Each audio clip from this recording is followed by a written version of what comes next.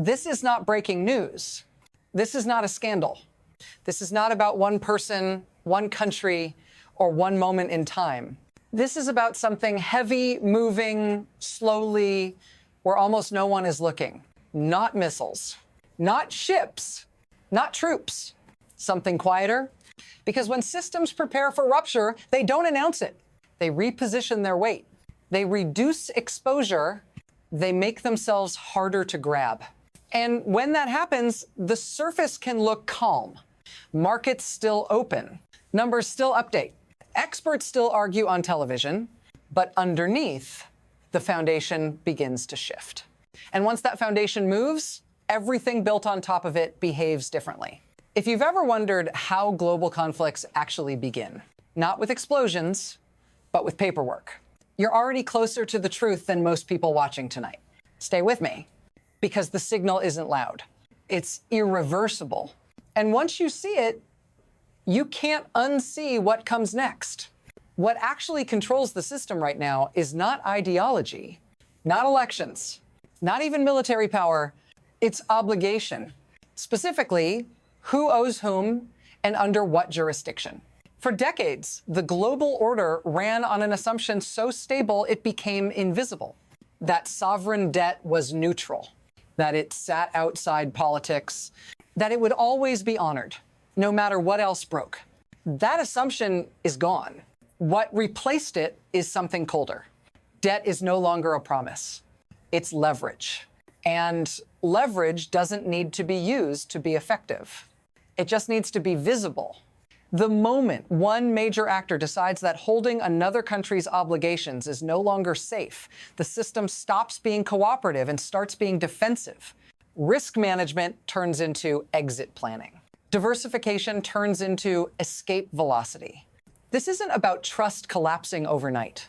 It's about trust being quietly priced out. And once the price changes, behavior follows. Which brings us to the part almost everyone missed. The shift that didn't look like a crisis at all. For a long time, this system worked because it moved slowly. So slowly that no one felt the change happening. Before, financial integration was treated like gravity. Automatic, permanent, unquestioned. Capital flowed across borders because it always had. Reserves were parked where they earned yield, not where they were safest. Risk was measured in percentages, not in politics. Now compare that to today. The flows are still there. The spreadsheets still balance, but the logic underneath them has flipped. What used to be optimization has become containment. What used to be efficiency has become exposure. And here's the dangerous part. This transition didn't announce itself with a crash. It normalized itself through routine updates, quarterly reports, quiet reallocations. No alarms, no emergency meetings. Just a steady redefinition of what safe means. Slow change is always more destabilizing than sudden shock. Because people adapt to it without realizing they've crossed a line. And once you cross that line, returning to the old system isn't a policy choice anymore. It's impossible, which is why the first real shock didn't come as a headline. It came as a number. The number was buried in a document almost no one reads, dense, technical, easy to dismiss, but it changed everything. China's holdings of U.S. government debt fell to levels not seen in more than a decade, not drifted, not trimmed, collapsed. Hundreds of billions gone. And here's the detail that matters. This didn't happen during a boom. It happened during a drawdown. Bond prices were already depressed. Interest rates were volatile. Anyone selling at that moment was locking in losses. That's not how long-term reserve managers behave. Unless something else matters more than yield, China wasn't scrambling for cash. Trade surpluses were still flowing. Liquidity wasn't the problem. So this wasn't portfolio rebalancing. It was reprioritization. And when a state accepts losses on its largest foreign asset position, it's making a statement about risk, not return. If you're still thinking this is about markets, pause here. Because markets don't willingly eat losses for no reason. The question isn't why sell.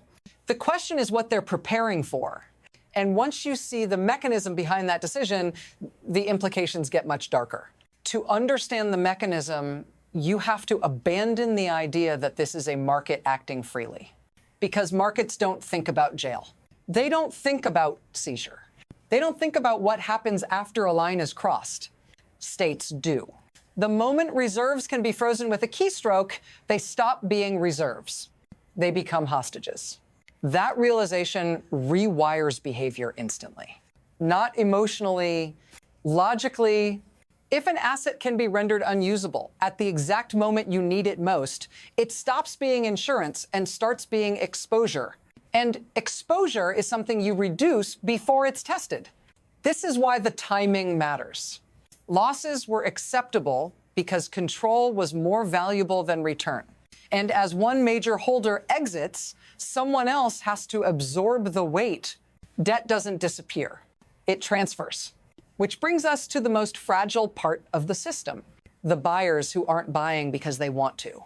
They're buying because they can't afford not to. And that's where the next crack forms.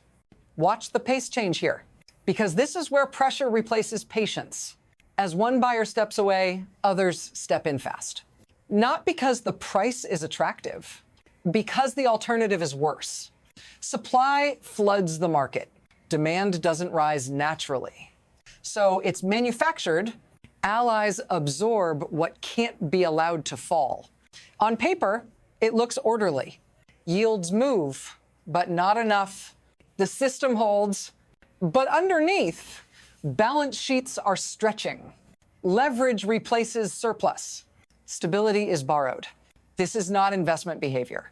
It's containment. And containment has limits. Every forced purchase drains liquidity from somewhere else.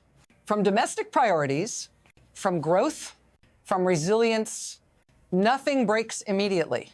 That's the trap. The system survives right up until it doesn't. Because once capacity is exhausted, selling becomes contagious.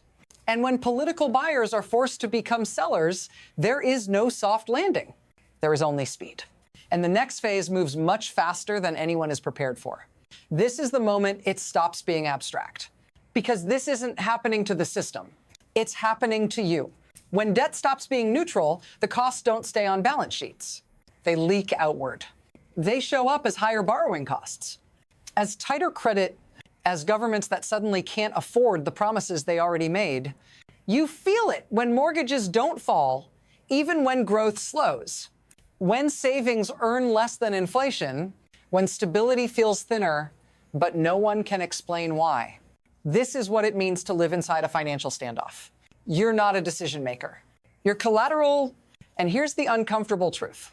Your safety depends on other countries continuing to absorb pressure they don't want. That is not a permanent arrangement. It's a temporary truce. If you want to understand why this matters now, not later, stay with me. Because once this pressure escapes national borders, it stops being manageable. And it doesn't stay domestic. Once pressure can't be contained inside one balance sheet, it moves sideways, across borders, across currencies, across alliances. What looks like a domestic funding problem becomes a coordination problem. And coordination is fragile, because not every country can afford to carry the same weight. Some absorb it quietly, others crack loudly. When reserves are redirected, trade patterns shift. When currencies strain, political tolerance shrinks.